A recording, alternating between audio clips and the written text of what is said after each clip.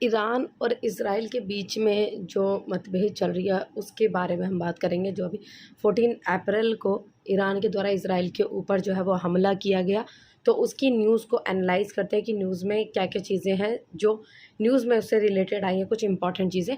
सो Iran का Israel पर drone missile हमला और 300 से अधिक ड्रोन और मिसाइल दागी थी, जिसमें 90% को हवा में ही नष्ट कर दिया गया। तो ईरान ने इज़राइल के ऊपर सैकड़ों ड्रोन, बैलिस्टिक मिसाइल या फिर क्रूज़ मिसाइलें जो दागी, जिसमें कम से कम वो 300 थी। 300 से भी ज़्यादा ड्रोन और मिसाइलें दागी गई थी, जिसमें से 99% को तो हवा में ही नष्ट कर दिया गया। और मतलब ईरान के इस हमले में ईरान हमले ने पश्चिम एशिया को क्षेत्रीय युग के करीब धकेल दिया। और हमले के बाद ये मतलब वहाँ पे काफ़ी तरीके की भाई जब इस तरीके से अटैक हुआ, तो वहाँ पे जो बहुत ही ज़्यादा गंभीर समस्या इज़राइल में देखी जा रही है। तो ये जो इज़राइल है वो पहले से ही मतलब उस तरीके से अमेरिका भी उस चीज़ को वॉर्न कर रहा था कि 48 घंटे में इस तरीके से कुछ ना कुछ चीज़ें हो सकती है। और अमेरिका ने भी उससे पहले काफ़ी सारे अपने मतलब काफ़ी सारे इक्विपमेंट्स, काफ़ी सारे वो लड़ने के जो मिसाइलें वगैरह जो हैं थी वहाँ पर बहुत सारी जो है इज़राइल ने पहले से ही भेज दी थी वहाँ पर इज़राइल के पास में। तो उससे पहले क्या हुआ था, इससे पहले जब इस अटैक से पहले 1 अप्रैल के आसपास जब इज़राइल ने ईरान के ऊपर ईरानी के वाणिज्य दूतावासों में 2 ईरानी जनरल के मारे जाने के बाद मतलब यह वहाँ पे भी अटैक किया था। और उसके बाद उनके उस अटैक से इज़राइल के उस अटैक में 2 ईरानी जनरल के मर गए थे मतलब वहाँ पर। तो उसके बदला इसको कहा जा सकता है, लेकिन ये साबित मतलब पूरी तरीके से नहीं हुआ है कि वो जो अटैक था वो इज़राइल का था। ईरान का कहना है कि जो अटैक था उस हमले के पीछे इज़राइल का ही हाथ है, उसके पीछे जो है इज़राइल ने कोई भी प्रतिक्रिया नहीं दिया। और ये इस बार पहली बार हुआ कि जब ईरान के देश की 1979 की इस्लामी क्रांति के बाद शुरू हुए दशकों की दुश्मनी के बाद इज़राइल पर सीधे तौर पर जो है वो हमला किया गया है। और जो इज़राइल के साथ जो कंट्रीज़ हैं उनमें जॉर्डन, अमेरिका, फ्रांस, ब्रिटेन है।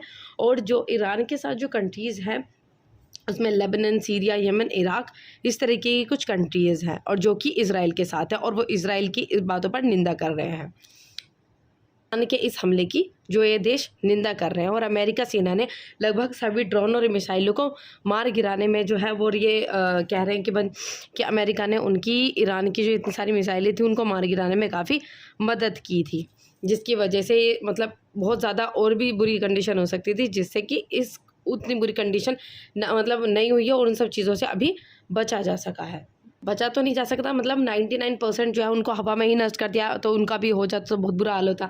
तो 99% को जो है वो हवा में ही नष्ट कर दिया गया है और जिसमें से अधिकतर को इज़राइल की सीमाओं के बाहर नष्ट कर दिया गया था। और युद्ध भूमि में इज़राइली हवाई क्षेत्र के बाहर 10 से अधिक क्रूज़ मिसाइलों को तबाह कर दिया, लेकिन कुछ मिसाइलें इज़राइल में जाकर गिरी थी। और भी इसकी आगे की न्यूज़ पढ़ते हैं। ईरान के इस हमले के द्वारा जो ईरान के हमले के बाद जो बाइडेन है उनके एक्शन में और काफ़ी सारे जो देश हैं G7 देशों के नेताओं के साथ की ऑनलाइन बैठक जो है वो ये है कि ईरान को दुशासन करने को चेताया, मतलब कि इस तरीके जो हरकतें की गई हैं उसकी वजह से कुछ कंट्रीज़ ने साथ में मिलकर बैठक की है।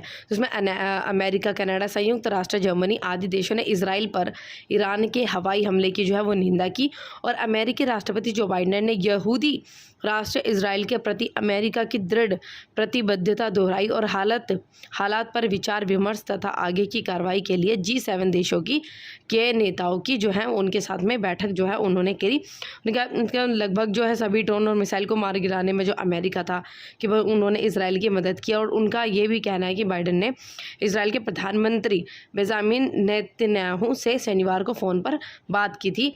और ईरान तथा यमन, सीरिया एवं इराक के उसके हमदर्दों ने आज इजराइल में सैन्य प्रतिष्ठानों को निशाना बनाते हुए अप्रत्याशित हमला किया है। मैं इन मतलब वो कहना चाह रहे हैं इस तरीके से चीज़ें जो बाइडेन है, जो अमेरिका के राष्ट्रपति, और ईरान के इस्लामिक रेवोल्यूशन गार्ड कॉर्प्स ने हमला जो है किया है। IRGC ने जो हमला खास ठिकानों को जो है उनके इजराइल के खास ठिकानों को उन्होंने निशाना जो है वो बनाया इजराइल ने। बाइडेन का ये भी कहना है कि उन्होंने पहले से ही इस सब इजराइल में उनकी मदद के लिए अमेरिका सेना ने काफ़ी सारी बैलिस्टिक मिसाइलें जो थे वहाँ पर तैनात करा दी थी। और उस पर भारत का प्रोटोकॉल देखेंगे, जब भारत के मतलब लोगों के भारत का जो है इस चीज़ के ऊपर क्या कहना है, विचार विमर्श क्या हुआ है और भारत के जितने वहाँ पर जो लोग हैं क्षेत्र में उनकी घटनाओं से जो इजराइल में जितने भी सभी भारतीय नागरिकों शांत रहने और स्थानीय प्राधिकारियों द्वारा जारी सुरक्षा प्रोटोकॉल व पालन करने की जो है वो सलाह दी जा रही है। और जो दूतावास स्थित स्थिति पर करीबी जो है वो नज़र रख रहा है, मतलब उन सब की कंडीशन पर कि क्या सी चीज़ें हो रही है। जो भारतीय दूतावास है उन सब चीज़ों पर नज़र रख रहा है और वह हमारे सभी नागरिकों की सुरक्षा सुनिश्चित करने के लिए इजरायली प्राधिकारियों तथा भारतीय संविधाओं के संपर्क में है, ताकि भाई किसी भी तरीके की दिक्कतें ना हो। और वह जो भारत है वो कि इजराइल और ईरान के बीच बढ़ते संघर्ष को लेकर अत्यंत चिंतित जो है वो भारत में दिखाए जा रहे हैं और भारत ने साथ ही तनाव कम किए जाने की भी अपील की है। और इनका कहना है कि इजराइल और ईरान के बीच बढ़ती शत्रुता से गंभीर रूप से वह चिंतित हैं और इससे क्षेत्र में शांति और सुरक्षा का भी खतरा है। तो ये कुछ न्यूज़ एनालाइज था ईरान और इजराइल के बारे में, जो कि न्यूज़ एनालाइज जो कि ईरान के इजराइल के ऊपर अटैक करने के बाद जो न्यूज़ में कुछ इम्पॉर्टेंट न्यूज़ आई थी। और इजराइल के ऊपर अटैक के बाद जो ईरान है इनकी कुछ फ़ोटोज़ वायरल हो रही है।